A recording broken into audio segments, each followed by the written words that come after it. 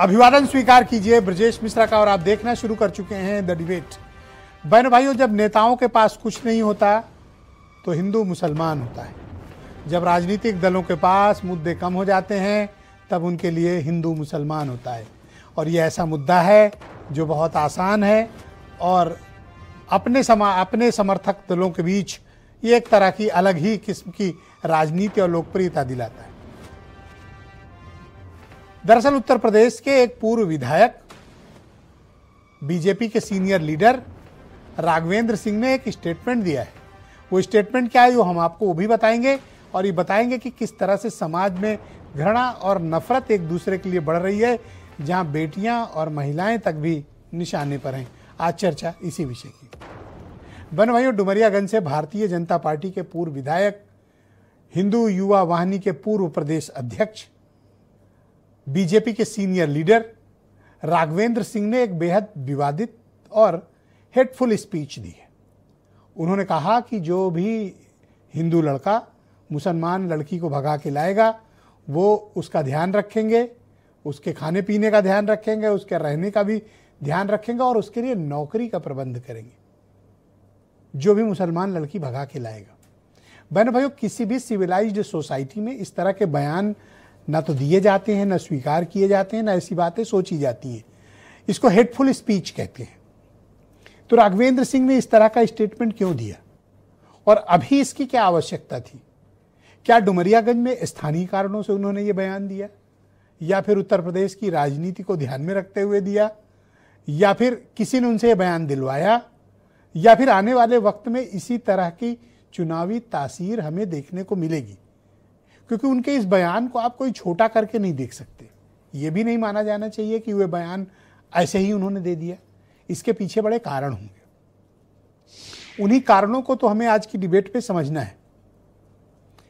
राघवेंद्र सिंह कोई मामूली शख्सियत नहीं है, बल्कि वो बीजेपी में कई वर्तमान विधायक और सांसदों पर भारी हैं और वो बीजेपी के भीतर उनका एक बड़ा कद है और वो मुख्यमंत्री के काफ़ी करीबी लोगों में से एक माने जाते हैं।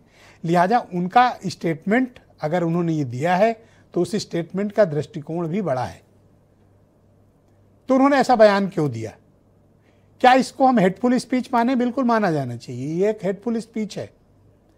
तो क्यों उन्होंने ऐसा बयान दिया और इस बयान के पीछे के मकसद क्या है? क्या वो उत्तर प्रदेश की राजनीति में इस तरह का हेटफुल स्पीच देकर माहौल को बिगाड़ने की कोशिश कर रहे हैं, या फिर वो अपने समाज को सर्व करने की कोशिश? लेकिन समाज इस तरह के स्टेटमेंट को कैसे स्वीकार करेगा?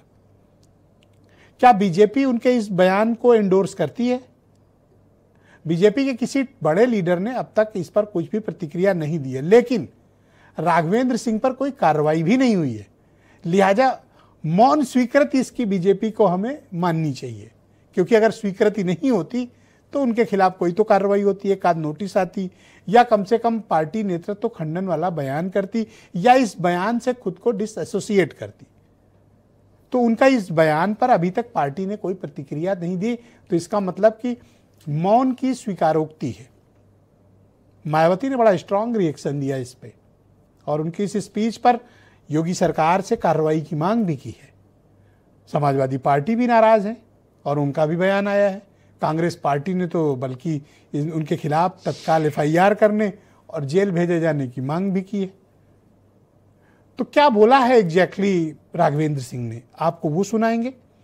फिर उसके बाद अपोजिशन ने उस पर क्या प्रतिक्रिया दी है उस पर बात करेंगे और फिर आज की इस डिबेट में बताएंगे कि क्या वाकई में एक घृणास्पद माहौल उत्तर प्रदेश में बनाने की क्या कोशिश हो रही है। आज चर्चा इसी विषय की। आप कुछ बयान सुने।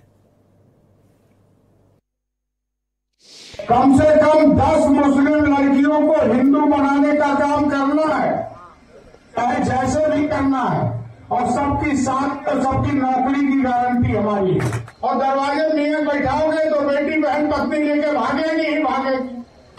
वो जब अपनी बहन को बहन नहीं मानता, निकाह कर लेता है, तो तुम्हारी बहन को मानेगा क्या? योगी जी की सरकार है और डर किस चीज का है?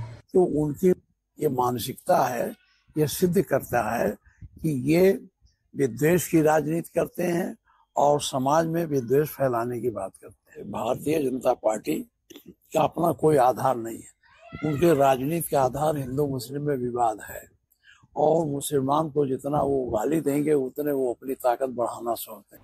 ये हिंदू युवाओं का, हिंदू धर्म का अपमान है।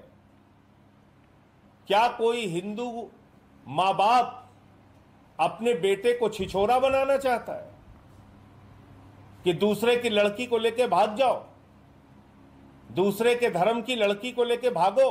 वो 2 ले जा रहे हैं, आप 10 ले जाओ। आप एक संवैधानिक पद पे बैठे रहे हो, विधायक रहे हो, और इस तरह की बात कर रहे हो, तो मैं समझता हूँ कि पूरी तरीके से ये समाज को तोड़ने का, आपसी सामंजस्य, आपसी भाईचारा खराब करने का काम कर रहे हैं। देखिए, भारतीय जनता पार्टी के लोग ये केवल और केवल लोगों को भड़का रहे हैं, पर भड़काने से नहीं समाज चलेगा। तो बहनों भाइयों, आज की इस परिचर्चा में हमारे साथ बीजेपी के सीनियर लीडर संजय सिंह हमें ज्वाइन कर रहे हैं। फराज किदवई समाजवादी पार्टी के लीडर हैं। मनीष हिंदवी थोड़ी देर में हमें ज्वाइन करेंगे, कांग्रेस पार्टी से हैं। अनिल दुबे राष्ट्रीय लोकदल के महासचिव हैं। अशोक सिन्हा जी राष्ट्रीय स्वयंसेवक संघ से जुड़े हैं और जाने माने चिंतक हैं। आसिम वकार MIM के राष्ट्रीय प्रवक्ता, और वीरेंद्र सिंह जी हमारे स्टेट हेड। और थोड़ी देर में हम कोशिश कर रहे हैं कि राघवेंद्र सिंह को भी इस परिचर्चा में जोड़ा जाए। चर्चा की शुरुआत संजय सिंह